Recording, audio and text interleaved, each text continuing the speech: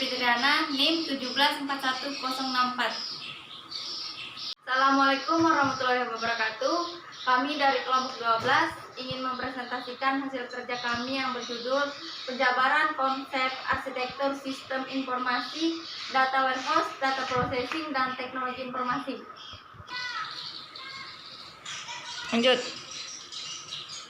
Di sini saya akan menjelaskan latar belakang dari judulnya. Yang pertama, sistem informasi merupakan gabungan dan sebuah teknologi informasi dengan aktivitas manusia yang memanfaatkan teknologi tersebut guna mendukung kegiatan proses pencatatan, pengelolaan data maupun mendukung proses bisnis.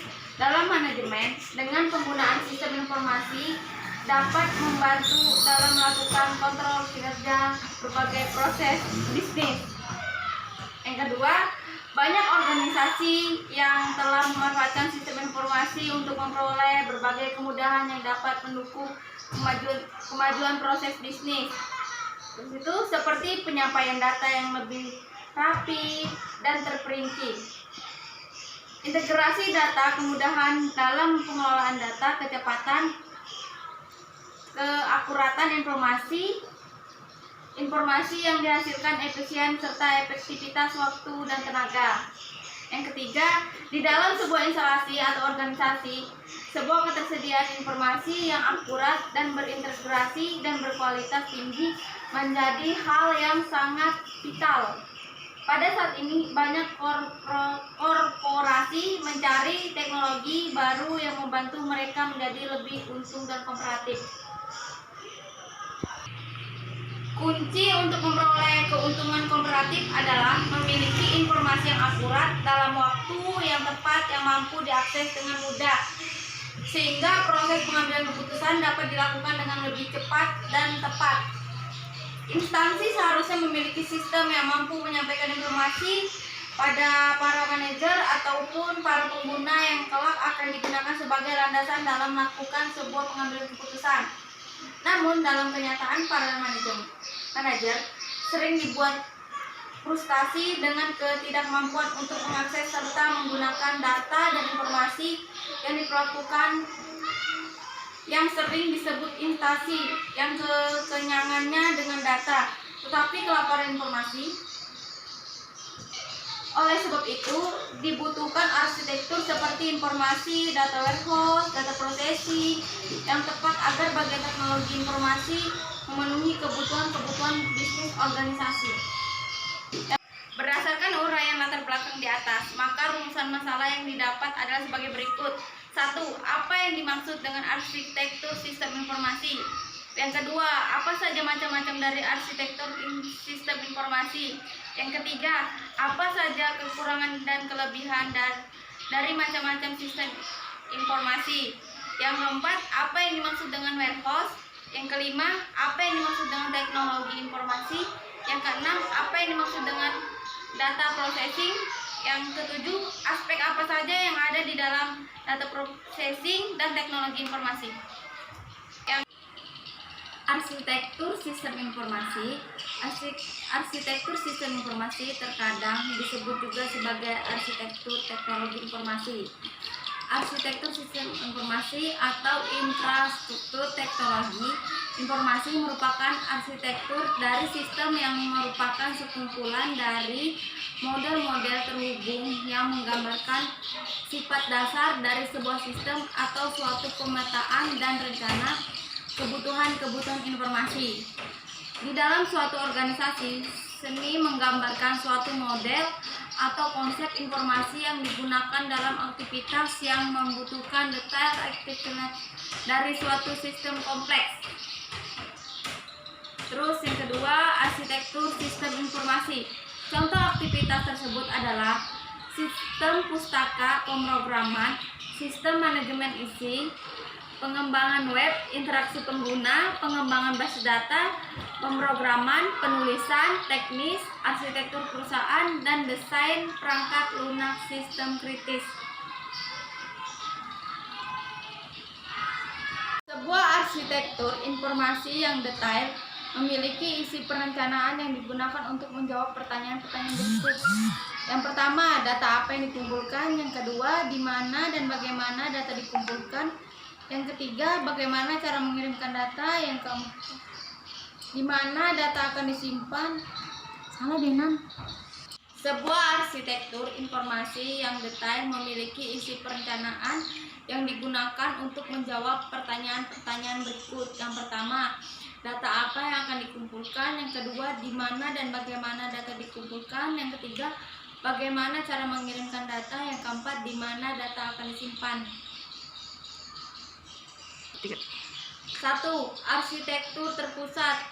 Yang pertama, arsitektur ini telah populer semenjak tahun 1960 dengan mainframe komputer yang berukuran relatif. Arsitektur terpusat. Arsitektur ini telah populer semenjak tahun 1960-an dengan mainframe komputer yang berukuran relatif besar yang ditunjukkan untuk menangani data yang berukuran cukup besar. Dengan ribuan terminal untuk mengakses data dengan respon yang sangat cepat dan melibatkan ribuan bahkan jutaan transaksi. Sebagian aktor utama yang melakukan semua pemrosesan data. Adapun kelebihan dari arsitektur terpusat yaitu yang pertama, instalasi lebih aman, yang kedua, kontrol aman, yang ketiga, biaya pemeliharaan rumah, yang keempat, lebih mudah dalam membuat perencanaan strategis, yang kelima, lebih mudah melakukan pelatihan, yang keenam, arsitektur terdistribusi.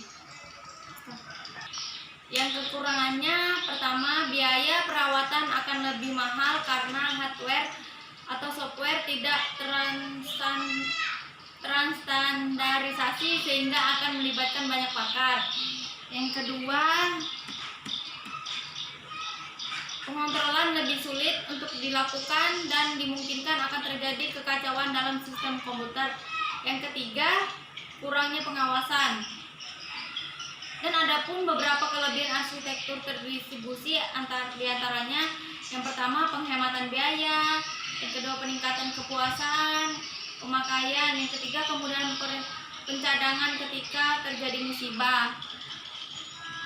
Stop. Arsitektur klien atau server. Pada arsitektur ini terbagi dua, yakni klien dan server. Klien adalah sembarang sistem atau proses yang melakukan suatu permintaan data atau layanan ke server. Sedangkan server merupakan suatu sistem yang menjadi pusat data yang menyediakan data atau layanan yang diminta oleh klien. Kelebihan dan kekurangannya. Yang pertama,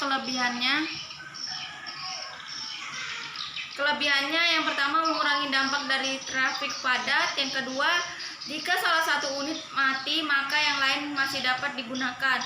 Yang ketiga, pemrosesan data lebih cepat karena klien dapat mengelola data sendiri. Sedangkan kekurangannya, yang pertama, kurangnya skalabilitas. Yang kedua, koneksi database dijaga. Yang ketiga, tidak ada keterbaruan baru. Perkenalkan, nama saya Novia Amanda Putri, NIM 1941909. Pada rumusan masalah pada makalah kelompok kami ada 7. Yang pertama, apa yang dimaksud sistem informasi. Yang kedua, apa saja macam-macam arsitektur sistem informasi. Yang ketiga, kelebihan dan kekurangan dari macam-macam arsitektur sistem informasi. Yang keempat, apa yang dimaksud data warehouse. Yang kelima, apa yang dimaksud teknologi informasi. Yang keenam, apa yang dimaksud dengan data processing. Yang ketujuh, aspek apa saja yang ada di dalam data processing dan teknologi informasi. Lalu selanjutnya ada batasan masalah. Batasan masalah untuk kelompok kami ada 2 macam, yaitu menjabarkan konsep arsitektur sistem informasi, data warehouse dan permasalahannya, dan data processing serta teknologi informasi. Yang kedua, mengetahui kekurangan dan kelebihan arsitektur sistem informasi. Lalu selanjutnya ada tujuan penulisan. Untuk tujuan penulisan sendiri ada 7 macam. Yang pertama, mengetahui apa itu sistem informasi. Yang kedua, mengetahui macam-macam dari arsitektur sistem informasi. Yang kedua, mengetahui kelebihan dan kekurangan dari macam-macam sistem arsitektur sistem informasi. Yang keempat, mengetahui apa itu yang dimaksud data warehouse. Yang kelima, mengetahui apa itu yang dimaksud teknologi informasi. Yang keenam, mengetahui apa itu data processing. Yang ketujuh, mengetahui aspek-aspek yang ada di dalam data processing dan teknologi informasi. Ya, jadi saya akan menjelaskan tentang data warehouse. Apa itu data warehouse? Data warehouse atau bahasa Indonesianya gudang data adalah sebuah sistem komputer yang berguna untuk mengarsipkan dan menganalisis data historis dari suatu organisasi atau perusahaan, yang dimana data tersebut dapat membantu perusahaan tersebut untuk mengambil keputusan. Ya, mungkin ada yang bertanya apa perbedaan database dengan data warehouse. Sebenarnya kedua hal itu memiliki kesamaan, yaitu sama-sama menyimpan data. Tapi yang membedakan adalah database adalah kumpulan data yang disimpan secara sistematis di dalam komputer yang dapat diolah dan dimanipulasi. Sedangkan data warehouse adalah tempat kumpulan data yang berguna untuk mengambil keputusan perusahaan. Lalu selanjutnya, database itu biasanya berorientasi pada pelanggan, yang biasanya data-data itu digunakan pada kasir atau pramuniaga. Sedangkan data warehouse berorientasi pada pasar, yang biasanya data-data itu digunakan untuk para manajer atau eksekutif. Selanjutnya ada pola akses. Pola akses pada database terutama terdiri dari transaksi atomik yang pendek, sedangkan pola akses pada data warehouse biasanya hanya read only, karena sebagian besar data di dalam data warehouse itu bentuknya data historis perusahaan dan jarang ada data-data yang baru. Jadi data warehouse memiliki 4 karakteristik yang berguna untuk membedakan data warehouse dengan database yang lain. Yang pertama, data warehouse berorientasi pada subjek. Artinya, data warehouse berorientasi subjek dirancang untuk menganalisis data berdasarkan subjek-subjek tertentu yang ada di dalam organisasi atau perusahaan. Data warehouse diorganisasikan di sekitar subjek-subjek utama dari perusahaan, contohnya seperti pelanggan, produk, investor, dan penjualan. Yang kedua, data yang dimiliki data warehouse terintegrasi. Maksudnya, data warehouse dapat menyimpan data dari sumber yang terpisah ke dalam format yang konsisten dan terintegrasi satu sama lain. Dengan demikian, data tidak dapat rusak karena data merupakan entitas yang mendukung konsep keseluruhan data warehouse itu sendiri. Syarat integrasi sumber data dapat dipenuhi dengan berbagai cara, misal konsisten dalam penamaan variabel, konsisten dalam variabel ukuran, konsisten dalam coding, dan struktur yang konsisten dalam atribut fisik dari data. Variabel ini harus dikonversi ke nama yang sama dan format yang telah disepakati atau ditentukan. Dengan demikian, tidak ada kebingungan antara perbedaan nama, format, dan sebagainya. Kemudian, data dapat dikategorikan sebagai data yang terintegrasi karena konsistensinya itu sendiri.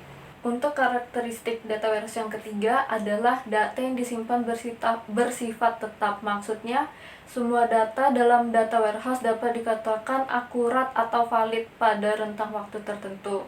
Yang keempat, dibuat dalam rentang waktu tertentu. Maksudnya, data dalam gudang data atau data warehouse tidak diperbarui secara real time, tetapi dalam refresh sistem operasi secara teratur. Data baru yang ditambahkan sebagai suplemen untuk database itu sendiri dan bukan sebagai perubahan.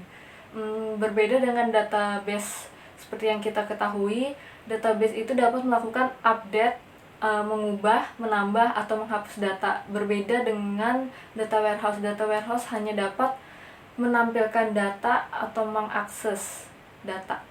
Hanya itu saja.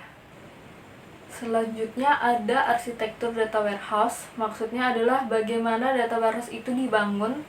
Arsitektur data warehouse itu sendiri tidak ada yang benar ataupun yang salah. Jadi arsitektur data warehouse ini dibangun sesuai dengan situasi dan kondisi yang ada. Arsitektur data warehouse akan berpengaruh pada penggunaan dan pemeliharaan lapisan-lapisan data warehouse yang seperti yang pertama, lapisan basis data operasional yang di dalamnya ada sumber data untuk data warehouse, data lengkap, data dari hari ke hari. Yang ketiga, mempunyai nilai saat ini atau data yang berarti. Yang keempat, tingkat kemungkinan data besar. Selanjutnya, layer yang kedua adalah layer akses data yang isinya adalah tools untuk mengekstrak, mengubah, dan mengambil data. Yang kedua, meliputi karakteristik data warehouse. Layer yang ketiga adalah layer metadata yang isinya file data tersimpan atau dictory. Yang kedua, lebih detail dari dictory data system, maksudnya lebih mendalam dari file data yang tersedia sebelumnya. Yang ketiga, data petunjuk untuk keseluruhan data warehouse, dan ada data petunjuk data yang dapat diakses untuk dianalisis. Selanjutnya, layer yang keempat yaitu layer akses informasi yang isinya akses data dan juga tool untuk laporan dan analisis. Yang kedua, tools business intelligence. Ya, jadi saya akan memberikan contoh ilustrasi penggunaan data warehouse. Contohnya ada sebuah perusahaan yang memiliki cabang di mana-mana. Lalu seorang manajer di dalam perusahaan itu ingin mengambil keputusan. Dalam mengambil keputusan, seperti yang kita tahu, dibutuhkannya data. Lalu bagaimana seorang manajer mengambil data atau mengakses data di berbagai cabang yang ada. Lalu seperti yang kita tahu, manajer dapat menggunakan data warehouse untuk mengambil data atau mengakses data setiap cabang perusahaan. Dengan begitu, waktu akan lebih efisien dan mengurangi tenaga dari sang manajer tersebut. Selanjutnya ada kelebihan dan kekurangan dari data warehouse. Untuk kelebihan data warehouse itu sendiri, yang pertama ialah data dari data warehouse terorganisir dengan baik untuk query analisis ataupun query untuk bahan transaksi atau pembuatan laporan. Yang kedua, memiliki aturan transformasi untuk memvalidasi dan mengkonsolidasi data dari berbagai macam sumber data ke data warehouse. Yang ketiga, masalah keamanan dan kinerja dapat dipecahkan tanpa perlu mengubah sistem produksi. Yang keempat, memiliki model data yang banyak macamnya dan tidak tergantung dari format data atau awal atau sumbernya, sehingga memudahkan dalam menciptakan laporan. Yang kelima, proses transformasi atau perpindahan data dapat dimonitoring. Jika terjadi kesalahan, dapat diarahkan atau diluruskan. Yang keenam, informasi yang disimpan dalam data warehouse. Jadi, ketika OLTP atau sumber datanya hilang, informasi yang diolah tetap terjaga dalam suatu data warehouse. Yang ketujuh, data warehouse tidak memperlambat kerja operasional transaksi. Yang kedelapan, dapat menyediakan laporan yang berbagai macam bentuk. Lalu ada kekurangan dari data warehouse. Yang pertama, data warehouse bukan merupakan lingkungan yang cocok untuk data yang tidak terstruktur. Yang kedua, data dari data warehouse itu perlu diekstrak dan diubah lalu di-load ke data warehouse, sehingga membutuhkan tenggang waktu yang lama untuk memindahkan data tersebut. Yang ketiga, semakin lama pemeliharaan data warehouse itu, maka semakin besar pula biaya untuk perawatannya. Yang keempat, data warehouse dapat menjadi ketinggalan data yang terbaru yang relatif cepat, karena data yang digunakan di dalam data warehouse tidak diupdate secara cepat, sehingga data yang ada tidak bekerja secara optimal. Selanjutnya ada permasalahan data warehouse. Saat pembangunan data warehouse kerap terjadi beberapa permasalahan, yaitu diperlukannya kemampuan untuk memahami kebutuhan organisasi intra maupun lintas departemen dalam pembangunan data warehouse. Waktu pembangunan data warehouse biasanya relatif lama. Perubahan kebutuhan user akan informasi dan perubahan user data warehouse. Solusi untuk permasalahan tersebut adalah dengan memanfaatkan peran metadata, terutama dengan membuat laporan mengenai definisi data, melakukan analisis dampak perubahan yang terjadi pada data yang tersimpan pada data warehouse, dan menjadikan manajemen metadata sebagai salah satu tahapan dalam metodologi pembangunan dan pengembangan data warehouse. Assalamualaikum warahmatullahi wabarakatuh. Nama saya Said Sultan, nomor Kojiansi, NIM 1511085 dari kelompok 12. Di sini saya akan menjelaskan tentang pemrosesan data atau data processing. Langsung aja. Pengolahan data adalah segala macam pengolahan terhadap atau kombinasi dari bermacam-macam pengolahan terhadap data untuk membuat data itu berguna sesuai dengan hasil yang diinginkan sehingga dapat segera dipakai. Ada 9 tahapan pemrosesan data. Yang pertama, recording atau perekaman. Maka pertama di dalam pengolahan data adalah penulisan datanya pada formulir untuk dijadikan dasar pengolahan selanjutnya. Yang kedua ada classifying atau klasifikasi, pemberian identifikasi dalam data yang akan diolah. Klasifikasi sering dibuat dalam bentuk kode-kode seperti numerik kode, alfabetia kode, atau alfanumerik kode. Yang ketiga sorting atau penyusupan data tersebut diatur sedemikian rupa, misalnya dengan menurutkan data berdasarkan kode klasifikasinya. Keempat, calculating atau perhitungan, memanipulasi data seperti pelaksanaan perhitungan-perhitungan. Yang kelima, summarizing atau penyusunan laporan, kegiatan penyimpulan atau pembuatan rekapitulasi laporan sesuai dengan keinginan pemakai informasi. Keenam, storing atau penyimpanan, penyimpanan data yang sejenis ke dalam suatu file untuk referensi. Ketujuh, retrieving atau pencarian pengolahan yang dilakukan untuk pencarian data ke dalam file yang distorage atau disimpan. Cara-cara pencarian data penyimpannya, terutama apabila pengolahan datanya telah dilaksanakan dengan peralatan komputer. Kedelapan, reproducing atau penggandaan, tahapan kegiatan memperbanyak data sesuai dengan keinginan. Kesembilan, communicating atau pembagian, transfer data dari suatu kegiatan ke kegiatan lainnya untuk diselesaikan atau untuk pengolahan selanjutnya. Selanjutnya akan ada penjelasan tentang data processing dan teknologi informasi. Menurut McAleer, perbedaan pandangan manajemen puncak perusahaan terhadap peranan perangkat komputer dan komponen-komponennya menjadi dua paradigma besar, sejalan dengan era perkembangan teknologi yang telah ada. Paradigma dan processing dan paradigma teknologi informasi. Setidak-tidaknya menurut yang bersangkutan ada 9 aspek yang secara jelas membedakan keduanya karena sifatnya yang bertolak belakang. Kesembilan aspek itu masing-masing adalah: yang pertama, perspektif dari segi keuangan. Dilihat dari kacamata data processing, komputer dan segala perlengkapannya merupakan komponen biaya overhead perusahaan yang harus selalu dikeluarkan per periode tertentu. Hal ini dapat dimengerti melihat pada awalnya komputer bertugas menggantikan proses-proses perhitungan dan pengolahan data secara manual menjadi otomatis. Tentu saja dalam proses pengolahan data tersebut, selain diperlukan perangkat teknologi, terdapat pula biaya-biaya lain yang berhubungan dengannya, seperti kertas, tinta printer, listrik, telepon, reparasi, dan lain sebagainya. Perusahaan bersedia mengeluarkan sejumlah uang untuk keperluan tersebut agar terciptanya proses kerja yang lebih efisien. Dalam arti kata adanya aktivitas pengolahan data yang lebih cepat dan akurat, dan tentu saja dengan biaya yang murah. Yang kedua, resolusi terhadap bisnis utama perusahaan.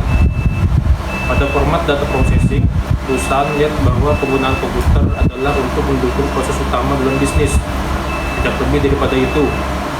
Yang dianggap sebagai proses utama adalah proses penciptaan produk dan dasar dari materi atau bahan mentah menjadi sesuatu yang dapat dijual dan ditawarkan kepada masyarakat. Komputer tidak lebih pada sebuah komponen administratif untuk membantu proses-proses back office belaka. Karena sifatnya yang hanya sebagai penunjang, maka keberadaan komputer pada perusahaan ini tidaklah mutlak. Seorang praktisi manajemen mengatakan bahwa jika pada suatu hari seluruh komputer yang ada di perusahaan mendadak tidak berfungsi, namun perusahaan tidak kelabakan, hal tersebut memberi arti bahwa komputer hanya dipergunakan sebagai alat penunjang semata. Di lain pihak, pada format teknologi informasi, fungsi komputer amatlah kritis. Artinya, ketidakberadaan fungsi komputer akan sangat mengganggu aktivitas operasional perusahaan. Dengan kata lain, perusahaan akan mengalami kesulitan dalam penciptaan produk dan atau pelayanan seandainya komputer yang dimiliki tidak bekerja. Yang ketiga ada orientasi dari pengembangan aplikasi. Pemilihan akan prioritas sistem mana yang terlebih dahulu harus dibangun di perusahaan menjadi salah satu isu hangat di kalangan manajemen. Hal ini sangat wajar mengingat hampir setiap divisi atau departemen menginginkan sebuah aplikasi tertentu yang dapat membantu meningkatkan kinerja mereka dari hari ke hari. Pada era data processing terlihat bahwa perusahaan cenderung untuk mengembangkan aplikasi software yang berhubungan dengan kegiatan operasional sehari-hari atau taktis. Jika pada era data processing yang lebih ditekankan adalah penerapan komputer sebagai alat bantu operasional taktis, pada era teknologi informasi, komputer digunakan secara strategis oleh manajemen puncak untuk mengontrol dan menganalisa kinerja perusahaan, di samping untuk mengembangkan bisnis melalui jaringan kerja yang efektif. Yang keempat, hubungan dengan faktor ekonomi. Hukum ekonomi klasik mengatakan bahwa segala aktivitas yang ada di dalam perusahaan harus mempertimbangkan prinsip-prinsip dasar ekonomi, yaitu mendapatkan keuntungan yang sebesar-besarnya dengan pengorbanan yang sekecil-kecilnya. Prinsip yang sama dapat diterapkan pada lingkungan mikro perusahaan. Terlihat bahwa pada era data processing, keberadaan komputer dianggap sebagai sebuah hal yang wajar. Seperti halnya ketika pertama kali kalkulator diperkenalkan dalam dunia industri. Sebagai sebuah benda fisik, komputer dapat dianggap sebagai sebuah entity ekonomi yang serupa dengan benda-benda lainnya, sehingga secara prinsip memiliki nilai ekonomis tertentu seperti nilai pembelian, nilai penggunaan, biaya pemeliharaan, depresiasi, dan lain sebagainya. Pada era teknologi informasi, terjadi perbedaan sikap dari industri terhadap keberadaan teknologi komputer yang menjadi nilai ekonomis atau economic value dari teknologi ini bukanlah dan komponen-komponen ini secara fisik, melainkan penekanan pada informasi yang dibawa dan diolahnya.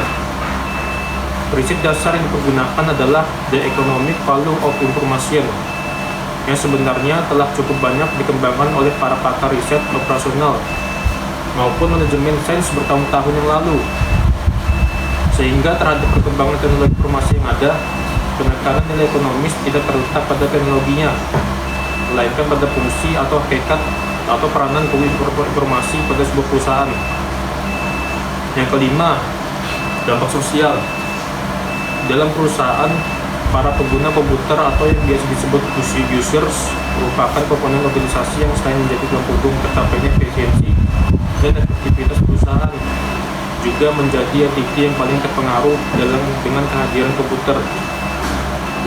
Dalam era data processing, sumber daya manusia yang terlibat dengan implementasi komputer lebih kepada para karyawan yang berada di bawah divisi EDP atau Electronic Data Processing atau sejenisnya. Divisi yang biasanya berada di bawah Direktorat Keuangan ini biasanya memperkerjakan para praktisi komputer seperti programmer dan sistem analisis. Tugas mereka adalah mengoperasikan komputer-komputer besar seperti mainframe dan mini komputer yang ada di divisinya untuk melakukan proses-proses yang diperlukan bagian-bagian lain dalam organisasi seperti personalia, operasi, akuntansi, pemasaran, penjualan, dan lain sebagainya. Karena hanya para karyawan di bawah divisi EDP saja yang terlibat secara langsung terhadap pemakaian komputer, maka dampak sosial yang terjadi hanya sebatas pada mereka saja. Pada era teknologi informasi, terjadi pergeseran manajemen sistem informasi, di mana para users di berbagai bagian organisasi sudah dapat menjalankan sebagian fungsi tradisional ADP di desktop komputernya masing-masing. Selanjutnya, yaitu pola pikir praktisi sistem informasi manajemen. Teori mengenai implementasi sistem informasi manajemen atau SIM pada era data processing lebih difokuskan pada bagaimana memproduksi laporan-laporan manajemen yang sesuai dengan piramida organisasi, seperti top manajemen, middle manajemen, dan low manajemen. Dalam format ini, manajemen lebih dilihat sebagai kumpulan orang-orang di organisasi yang berperan sebagai pengambil keputusan strategis. Sehubungan dengan adanya struktur pelaporan secara hierarkis ini, maka teknik pengolahan data yang sering digunakan adalah teknik meringkas data atau summary, filterisasi, dan kategorisasi. Pada paradigma baru di era teknologi informasi, penekanan data manajemen pada MIS lebih dilihat sebagai sebuah proses perencanaan, implementasi, dan kontrol dari sebuah organisasi. MIS memiliki fungsi sebagai partner bagi seluruh sumber daya manusia yang memiliki peranan strategis, karena output dari SIM adalah informasi yang mereka butuhkan sehari-hari, sehingga tidak jarang bahwa pengembangan SIM lebih ditekankan pada terciptanya suatu manajemen informasi yang handal sebagai penunjang perusahaan dalam aktivitas bisnis sehari-hari. Selanjutnya, pertimbangan para stakeholders. Stakeholders dapat didefinisikan sebagai semua orang, baik di dalam lingkungan internal organisasi maupun di dalam lingkungan luar atau eksternal, yang secara langsung maupun tidak langsung terpengaruh terhadap manajemen sistem informasi yang diimplementasikan sebuah perusahaan. Seperti halnya pada dampak sosial pada era data processing yang dikatakan sebagai para komputer literate adalah para sumber daya manusia dalam lingkungan divisi ADP. Sementara dalam era teknologi informasi, hampir semua karyawan dalam organisasi dan beberapa di luar organisasi sebagai konsumer informasi. Seperti telah dijelaskan sebelumnya, minimum para manajer hampir di semua fungsi organisasi membutuhkan data yang relevan, cepat, dan akurat untuk membantu mereka dalam proses analisa dan pengambilan keputusan. Selanjutnya yaitu ruang lingkup teknologi. Hal lain yang dapat dipelajari adalah perbedaan dalam latar belakang ilmu yang dipergunakan dalam pemanfaatan komputer dalam perusahaan. Aspek ini perlu dikemukakan mengingat akan sangat mempengaruhi perusahaan dalam menyusun strategi rekrutmen dan pelatihan sumber daya manusia pada era data processing. Keahlian dan kompetensi karyawan yang dibutuhkan berakar pada ilmu komputer atau computing, di mana teknik-teknik pengolahan data menjadi informasi melalui proses-proses tertentu merupakan inti dari ilmu tersebut. Pada era itu, paling tidak ada 3 kategori praktisi komputer yang dikenal, yaitu data entry, programmer, dan sistem analisis. Yang terakhir yaitu pola kerja manajemen. Aspek terakhir yang perlu dipelajari adalah pola kerja manajemen sehubungan dengan pengembangan sistem komputer di perusahaan. Pada era elektronik dan processing, teknik pendelegasian kerja sudah cukup memadai sesuai dengan struktur organisasi yang hierarkis dan kenyataan bahwa hanya sedikit karyawan yang memahami komputer.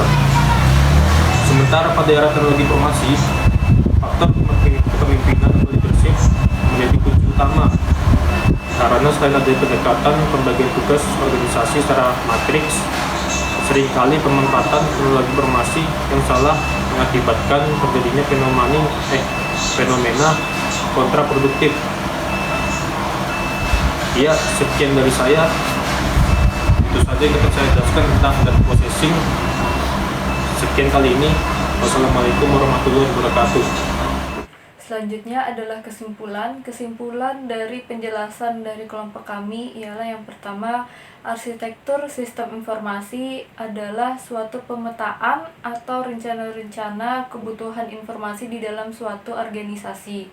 Arsitektur ini berguna sebagai penuntun bagi operasi perusahaan untuk sekarang atau menjadi arahan di masa yang akan datang. Kedua, data warehouse. Data warehouse adalah tempat penyimpanan data untuk membantu perusahaan mengambil keputusan. Yang ketiga, data processing atau pemrosesan data adalah jenis pemrosesan yang dapat mengubah data menjadi informasi atau pengetahuan. Pemrosesan data ini sering menggunakan komputer sehingga bisa berjalan secara otomatis. Dari ketiga penjelasan tersebut, maka dapat disampaikan bahwa ketiga hal itu saling bersangkutan dan berguna untuk kelangsungan sebuah perusahaan atau organisasi. Sekian presentasi dari kelompok 12. Kurang lebihnya kami mohon maaf. Assalamualaikum warahmatullahi wabarakatuh.